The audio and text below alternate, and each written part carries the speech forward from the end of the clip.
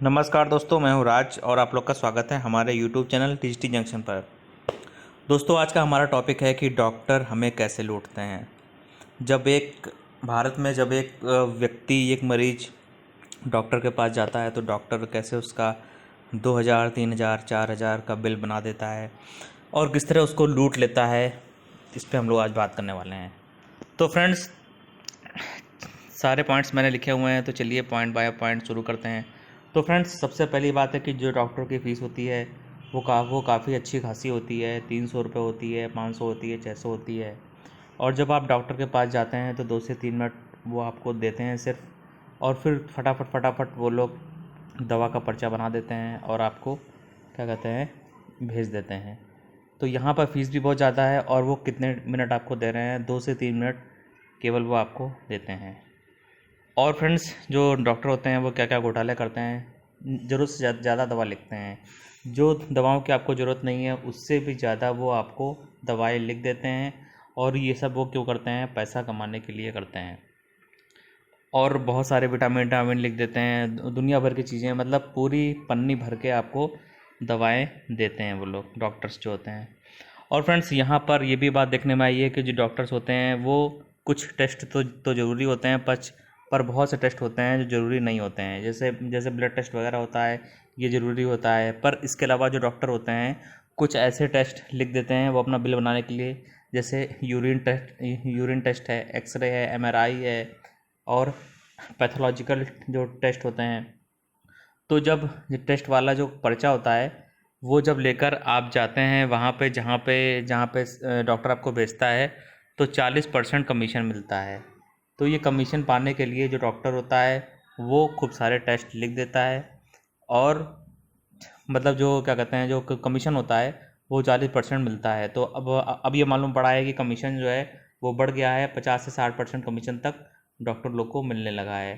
तो इसलिए जो डॉक्टर होते हैं वो फिजूल के टेस्ट लिखते हैं, फिजूल की जांचें लिखते हैं, जबकि उनको पता होता है कि कौन सी बीमारी है। तो इस तरह भी जो डॉक्टर होते हैं वो हम लोग को लूट लेते हैं, और हम लोग के जो सारे पैसे होते हैं वो इस तरह लूट लेते हैं। और फ्रेंड्स, यहाँ पर जो जब एक डॉक्टर होता है, जब वो अपने मरीज को किसी दूसरे सर्जन के पास भेजता है या रिफ़र करता है तो उसको वहाँ पे भी कमीशन मिलता है।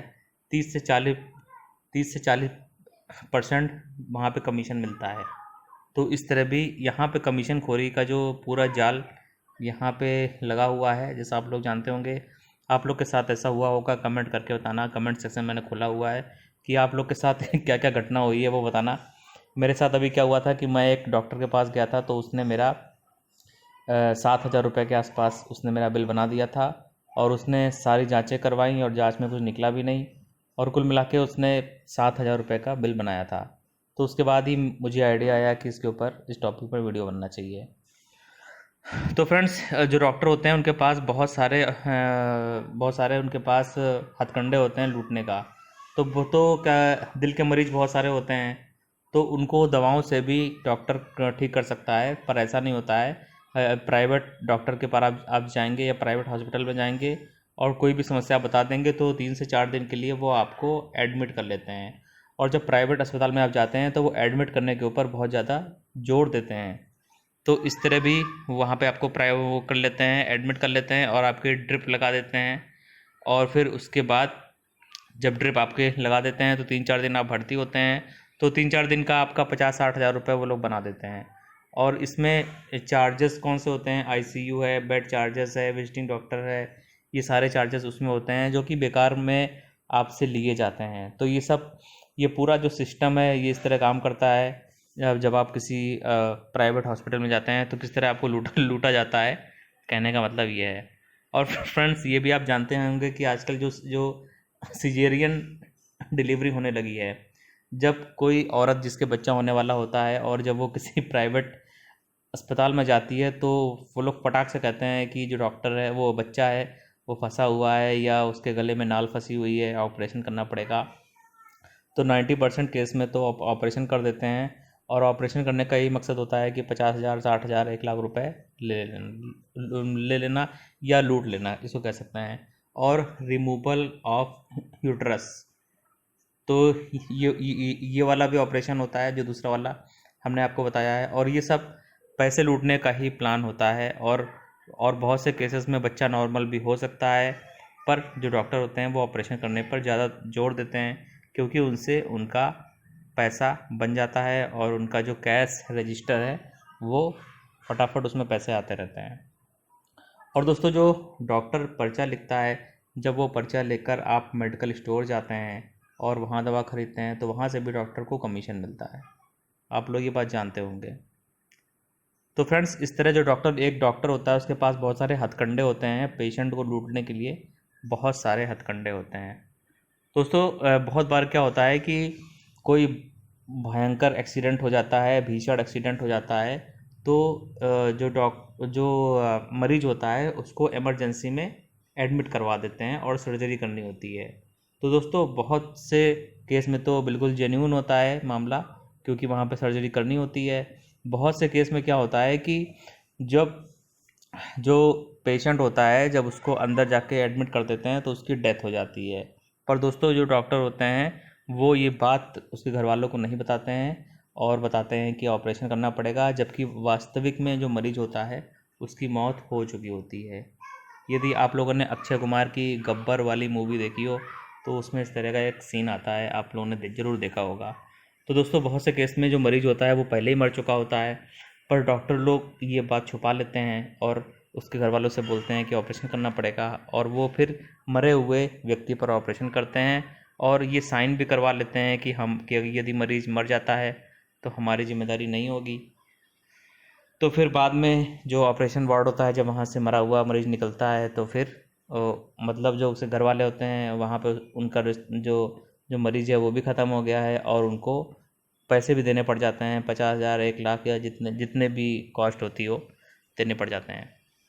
तो एक डॉक्टर लोगों के पास बहुत सारे हथकंडे होते हैं, लोगों को लूटने के बहुत सारे हथकंडे होते हैं।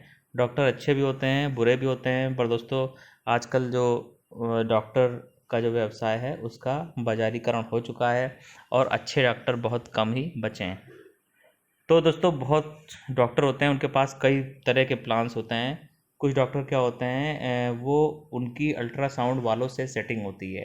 मेरी चाची के साथ में ऐसा हुआ था कि वो एक डॉक्टर के पास गई थी, तो उन्होंने अल्ट्रासाउंड के लिए भेजा था, तो अल्ट्रासाउंड वाले सेटिंग थी, तो अल्ट्रासाउंड वाले ने झूठ मूठ की पथरी दिखा दी थी। पथरी माने स्टोन्स, स्टोन्स जो होते हैं वो दिखा दिए थे और फिर उसी डॉक्टर के पास रिफ़र कर दिया था।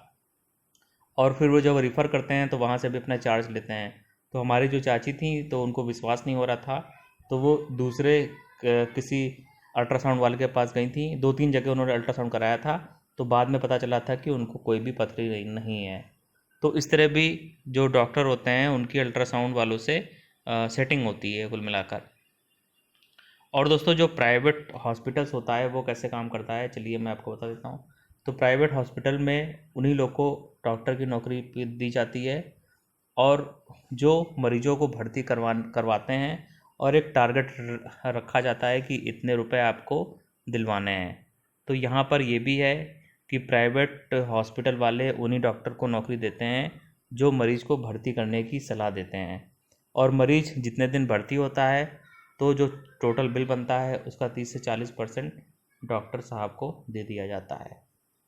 तो इस तरह भी काम करता है। और प्राइवेट हॉस्पिटल का जो मैनेजमेंट है वो डॉक्टरों के ऊपर प्राइवेट हॉस्पिटल का जो मैनेजमेंट होता है वो डॉक्टर लोग के ऊपर लगातार टारगेट बनाए रहता है और उनको धमकाता रहता है कि तुम इतने मतलब तुम्हें इतना पैसा तुमको बनवाना है।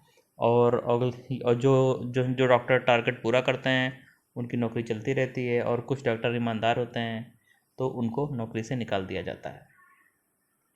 तो फ्रेंड्स, इस तरह प्राइवेट हॉस्पिटल काम करते हैं। और ऊंची ऊंची बिल्डिंगें जो आप देखते हैं, तो सब लोग यहाँ गलत नहीं होते हैं, पर कुछ की हम बात कर रहे हैं।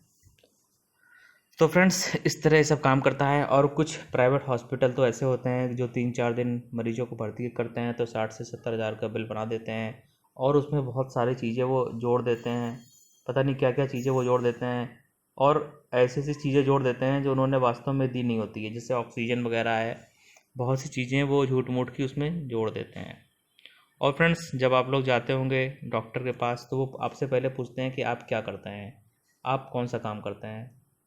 तो वो आपसे ये क्यों पूछते हैं? क्योंकि ये जब आप उनको बताते हैं कि आप नौकरी करते हैं तो उसी हिसाब से वो आपका लंबा सा बिल बनाते हैं, मोटा सा बिल बनाते हैं। और यदि आप उनको ये भी कहोगे कि आप मज़दूर हो तो भी कोई फ़ायदा है नहीं, क्योंकि फिर भी वो आपकी जेब ज़रूर काटेंगे। तो दोस्तों, एक ज़माना था कि डॉक्टर भगवान हुआ करता था, पर ये जो कहावत है अभी ये लागू नहीं होती है, क्योंकि अब तो शायद ही कोई, मतलब कि अभी ये उतनी ज़्यादा प्रासंगिक नहीं है। तो दोस्तों, जो डॉक्टर होते हैं वो लूटते क्यों हैं, इसके पीछे क्या वजह है? तो बहुत से लोग ये बताते हैं कि एमबीबीएस की पढ़ाई बहुत लंबी चलती है, इसकी फ़ीस 30 लाख के ऊपर होती है, 30 लाख से 1 करोड़ तक। जो सरकारी कॉलेज होते हैं वहाँ पे तो फ़ीस कम होती है, प्राइवेट वाले में 30 लाख से 1 करोड़ रुपए लग जाता है। तो जो डॉक्टर होते हैं, डॉक्टरों के घर वाले होते हैं, वो एक तरह की पूंजी लगाते हैं, कैपिटल लगाते हैं, इन्वेस्टमेंट करते हैं। और जब वो डॉक्टर बन जाता है, इसलिए वो डॉक्टर इतना लूटता है, क्योंकि उसने जो इतनी पूंजी फंसाई हुई है, उसको वो पूंजी निकालनी है। बहुत से लोग कहते हैं कि डॉक्टर जो होते हैं 15-16 साल तक पढ़ाई करते हैं और इसलिए वो इतना लूटते हैं। तो सब लोग अपने तरह की बात करते हैं। तो दोस्तों, आप बताना कि आपको किस डॉक्टर, मतलब कि आपको डॉक्टर ने कैसे लूटा और कितने रुपए का बिल बनाया। आप लोग अपना अनुभव कैसा रहा ज़रूर बताना। मैं यहाँ बताना चाहता हूँ कि सारे डॉक्टर बुरे नहीं होते हैं, कुछ डॉक्टर अच्छे भी होते हैं। और मतलब अच्छे भी डॉक्टर हैं इस दुनिया में, बुरे भी डॉक्टर हैं। पर ज़्यादातर जो डॉक्टर हैं वो अब लूटना चालू कर दिए हैं, और मैं भी कई बार डॉक्टरों से लूट चुका हूँ, तभी मैंने ये वीडियो बनाया है। दोस्तों, अपने अनुभव कैसे रहे डॉक्टर के साथ ज़रूर बताएं, और ये वीडियो पसंद आया है तो कमेंट करें, लाइक करें, चैनल को सब्सक्राइब करें।